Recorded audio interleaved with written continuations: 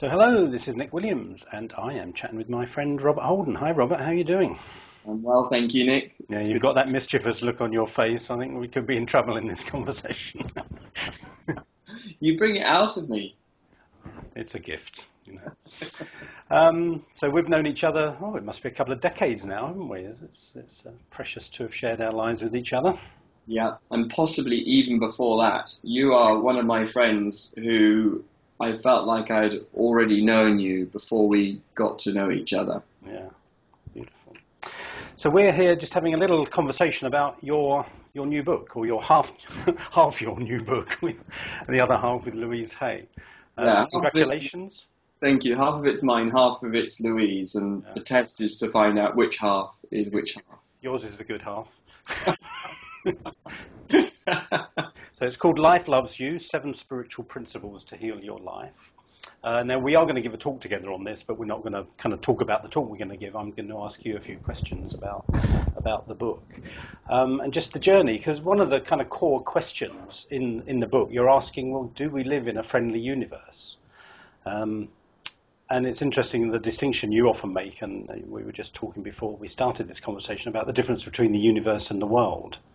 You know, the universe friendly? Is the world friendly? Because, you know, I expect you do too, but on a good day I could say, yeah, look at the sun shining on me and my friends and the beauty of the world. And then on another day I could find tons of evidence to say, well, it's not actually a very friendly world at all, or friendly universe. So how do you invite us to kind of go on that inquiry about, is this a friendly universe? Well, you know, when I asked Louise about this, I said to Louise, you know, do we live in a friendly universe? And she gave a couple of responses, which I thought was terrific. The first one was, always say yes. She said, if you say no, you'll never know. You know, and actually what will happen is you'll gather lots and lots of evidence to prove that you don't live in a friendly universe. But if you say yes, there's every chance, you know, that you may at least find some evidence that might be true. This is a little bit like Pascal's wager, you know, the French physician and philosopher who asked us as well just to consider the question, does God exist? And he said, look, who knows, but let's just say yes. Because if we say yes, it does open us up to a level of inspiration and grace and extra help that we might not see if we were taking the position of it's just me in the universe without the help, or even worse than that, it's just me against the universe. So I think a good place to start is just to say yes. Another way of looking at the question as well is to really examine the relationship between us and the universe, and to accept that actually it's the same thing. We are the universe. Exactly. That's a big secret. We thought we were separate. That's right. We often talk about the universe as if it's just this great big mind or something or it that, you know, ask the universe for help. And it's like, well, we are the universe in the sense that we are an expression of the universe. So in that sense, maybe a really good question to ask ourselves is, well, how friendly am I being today? Yeah, how's our inner universe? How kind are we being to ourselves? Exactly, because that will absolutely influence our perception as to whether we're living in a friendly universe or not. You know that thing of when, you know, when we treat ourselves a little bit better than normal, all of a sudden things seem to be going our way. And it's as if the universe is finally lending a hand. And I think that has to be because fundamentally us and the universe are the same thing. Beautiful. Because we're both students of A Course in Miracles, and one of the most challenging, in a way I still find, and liberating aspects of the Course is the idea that we're only ever if we're not extending love, we're only ever projecting outwards.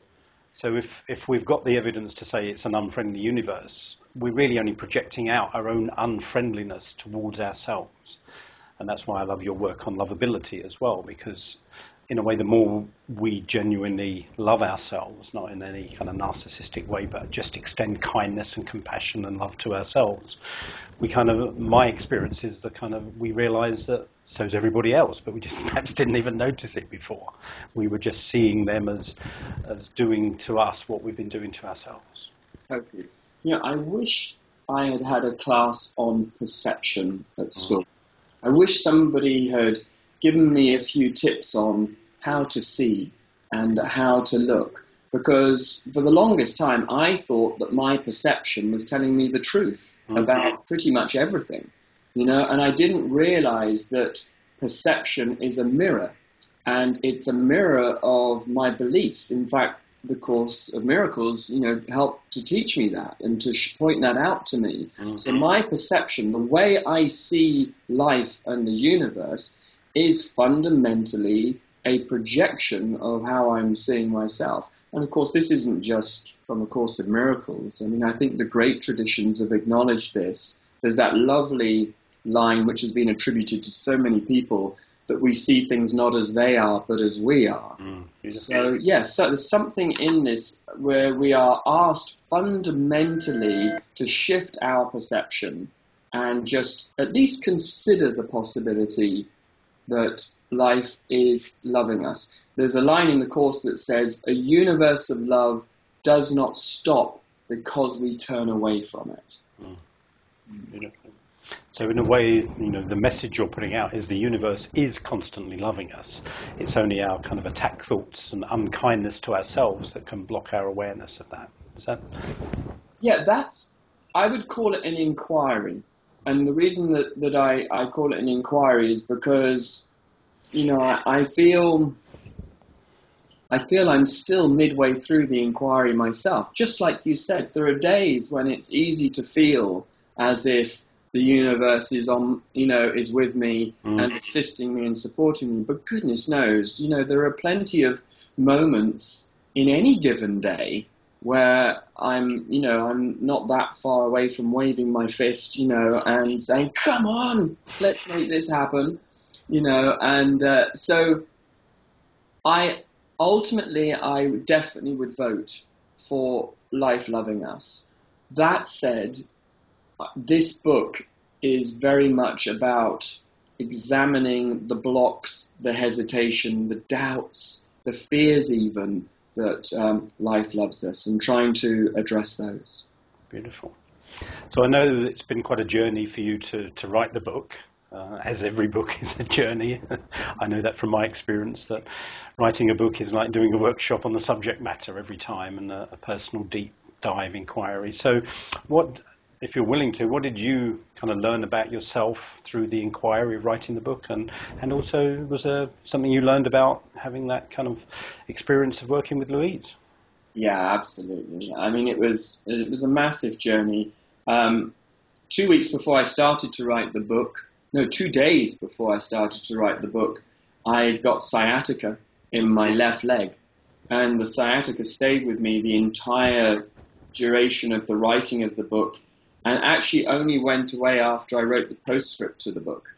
Wow. And it went away, this is several months ago, it's never come back. But sciatica, in Louise Hay's appreciation for body messages, sciatica means hypocrisy. And, hypocrisy is being caught in two minds. So in many ways, I think whilst I was writing this book, I was caught in two minds. I was looking at the places where I believed that life loves me, but I also was looking at the places where, I did doubt that and do doubt that. So, that was an incredibly, I'm just trying to be honest, really, and just put that and I put that into the book as well, So it brought up all your places where you doubted that life did love you. Yeah, I wasn't expecting there to be quite so many. That's why you wrote the book, to surface them, presumably. Yeah, but I didn't know there'd be that many. I mean, a few would have been all right, but I found a lot. I think I hit a place which the Course in Miracles describes as special guilt. Where Actually, I can pretty much believe that life loves everybody. Except you. Exactly.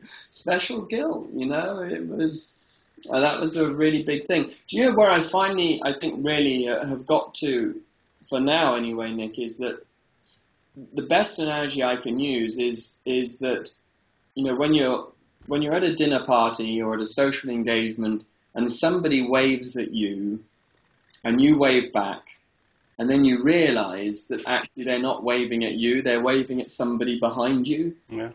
That's a little bit what life loves you feels like to me, is there I am waving because life is waving at me. And the me that's waving is my ego, it's my self-image. And I'm thinking that's what life is waving at. It's going, hey, I get you. I get what all your plans are. I get what you're trying to attract in your life. I get what you want. And actually, all the while, life isn't really waving at my self-image. It's waving at who I am. It's waving at the self that life created, not the self that I've created. So it's saying yes to your soul, not saying yes to your ego. Exactly. Well, that's beautiful, because I think that's where we can often then interpret it. It's like, well, if life isn't giving us what our self-image wants, we can easily think, well, life is either indifferent to me or can even hate me for withholding. But what you're saying is life loves the essence of who you are. Yeah. And wants you to remember and awaken to the essence of who you are. Exactly. And we think we want these things that are going to be so good for us. And how do we know that? I mean, just recently my son, Christopher, who's 4.5, asked if he could have some chocolate for breakfast. And I just said, you know what, sweetheart, I'm very happy to give you some chocolate later on, but actually right now I think it would be good to have some real food. And he was like, oh, Daddy, this is so unkind. He said, I don't even mind if it's organic or not. I just would like a little bit of chocolate, And like we go through this whole thing of, and he had a day being convinced that life didn't love him. Exactly. And he was bargaining. It doesn't even have to be organic or not. He's trying to be nice and versatile and open about the whole thing, But I think it's a bit like that as well. We think, oh yeah, we just want this and want this and want this and want this. I think in some ways what Life Loves You is trying to show us is that there's a place in us where we don't really want for anything. And in fact, there's a place in us where it's all been given. Beautiful. Well, we're already full. Yeah, but it's so easy to forget that, not least when you create a world full of consumers, people who relate to themselves as consumers and who are sold messages day in, day out about what you need to have and where you need to go and what you need to do. And, all of that sort of everyday neurosis that it's so easy to identify with, Beautiful, thank you. So any last thought you'd love to leave people with from this conversation about life loving them? Well, this is a book that's called 7 Spiritual Practices for Healing Your Life. And, I think ultimately you've got to try it. Not just think about it, but actually try it. And one of the ways to try it is to try a simple exercise like, at the beginning of the day, simply saying something like, today I am willing to let life love me. Beautiful. Just that. And just make that as part of your opening practice for the day. Today I'm willing to let life love me. And you can even add something like, and please life, make it obvious. Let's not make this a hide and seek game, or a neon lights would be good. Let's make this nice and obvious. But seriously, we could do that, and then move into the world. And if there was one other bit to it that I think is incredibly important as well, maybe you could say something like, and I welcome opportunities today to show others that life loves them too. And if I can be part of that, if I can be part of somebody else's life today where I'm the love showing them that life loves them too, then let's do that too. Wonderful. Thank you so much. It's been wonderful having this conversation with you.